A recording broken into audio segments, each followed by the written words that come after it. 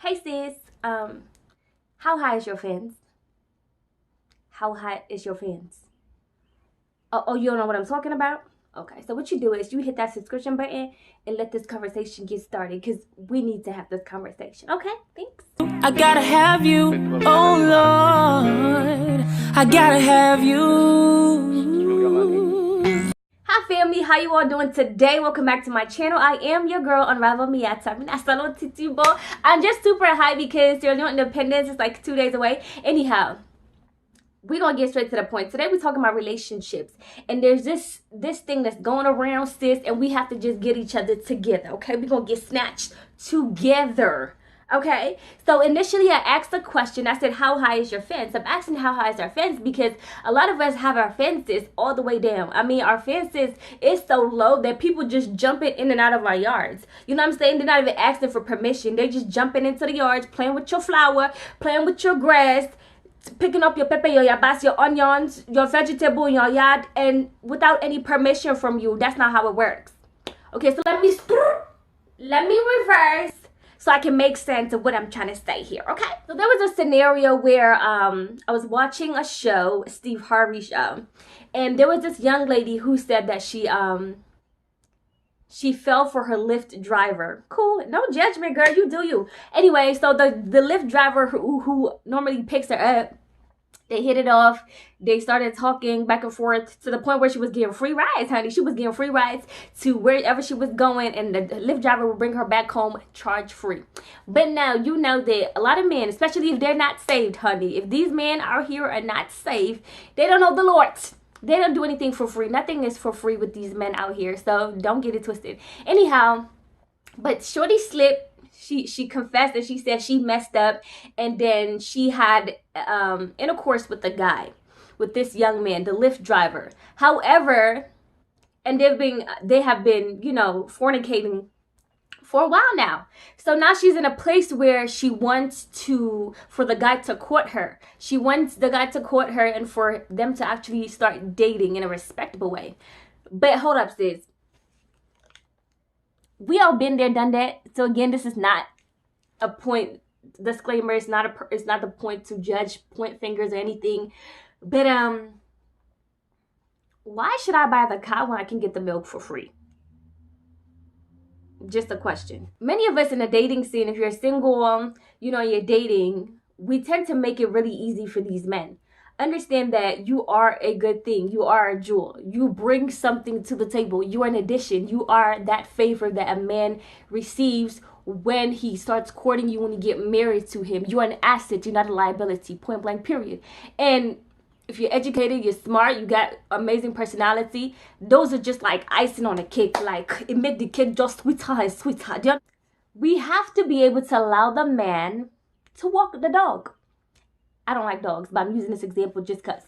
You have to allow the man to walk the dog. A lot of us don't allow the man to walk the dog. Instead, we just invite the man into our house and say, okay, you can go ahead, pet the dog.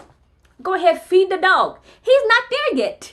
He needs to walk the dog. When the dog poops in the yard, he needs to be able to pick up the poop, all of that. Now, let me try to make sense of what I'm trying to say. We make it too easy for these men. However you sell yourself is how the world is going to buy you. Point blank, period. However you present yourself is how people are going to take you. And sometimes it's unfortunate, but it is what it is.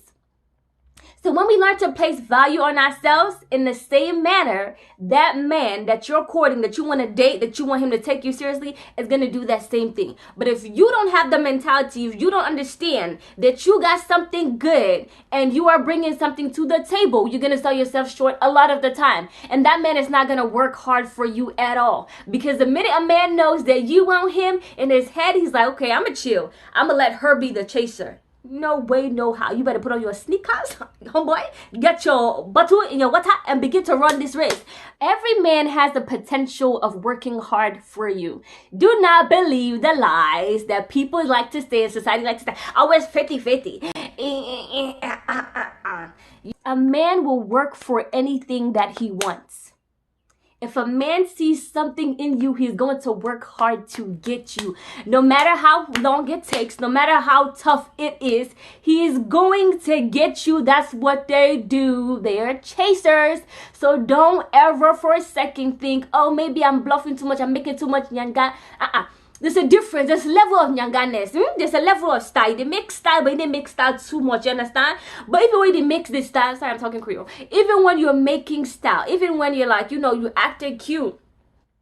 You're okay to act cute. You have the certificate to act cute. You are cute. My point is to say that allow that man to chase after you. Don't make it so easy for him.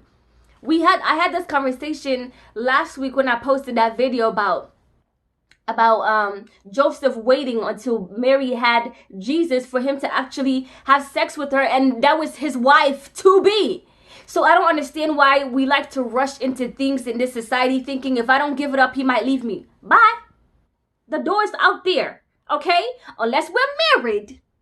You're not petting the dog. No way. I need you to continue to walk the dog until I know that you're a perfect dog walker. You understand? So back to my main point. I think it's high time that we start setting our fences high. Set your fence high so much that when that man climbs over the fence, he understands, man, he's breathing hard. He's like, man, I had to work really hard to climb over this fence to get to where she is. But if your fence is so low, watch. It's too low, ladies. When we make our fences too low, that guy can easily just jump over, play your yard, do whatever he wants, jump right out. Bye, I'm not committed to you. After all, you're not my girlfriend. Jump right back in. Oh, you look cute today. Let's mess around. Oh, she's too emotional for me. Let me get out that fence. Bye. Bye. Look into my eyes, my sister. If we don't set our fences high and you understand your value and what you bring to the table, that's how men are going to be jumping in and out of our lives. It's going to be a cycle that we don't want, a cycle I don't want for you, a cycle I definitely don't want for myself. This is what Papa says. Papa says, when the value of a thing is not known, abuse is inevitable.